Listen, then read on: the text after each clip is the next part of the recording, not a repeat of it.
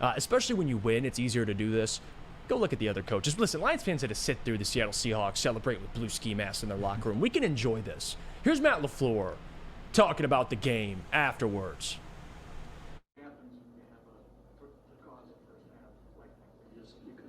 I mean, you saw it, Pete. I mean, we got our ass kicked. If I knew, it wouldn't have happened. Matt, they didn't blitz until... That's a BS question, man.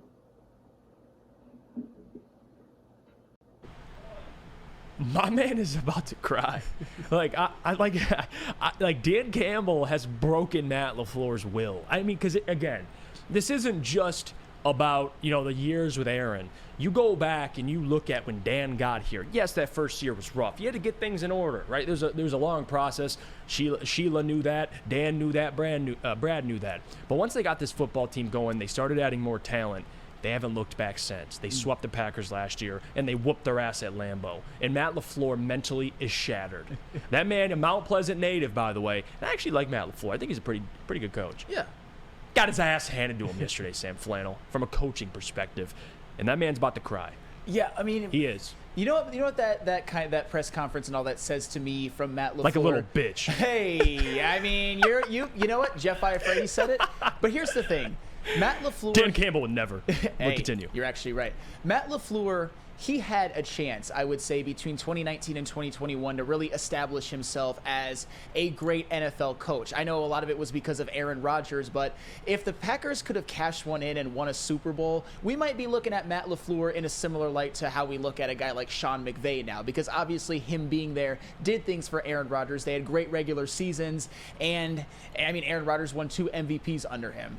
And he's an offensive coach, and that's what he does. But in the last couple of years, last year was the worst year of Aaron Rodgers' career. They didn't make the playoffs. And now maybe Matt LaFleur is finally realizing this team sucks, and I might get fired.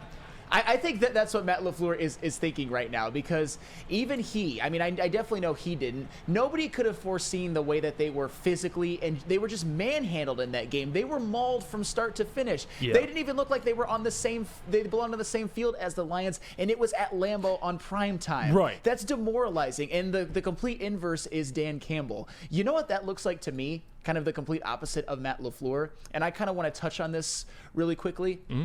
The Detroit Lions throughout most of this season, I would even argue coming into the season and in the early parts of this season after they beat Atlanta, we were talking about them as a team that they could win the division, win a playoff game, but they're not Philadelphia or San Francisco.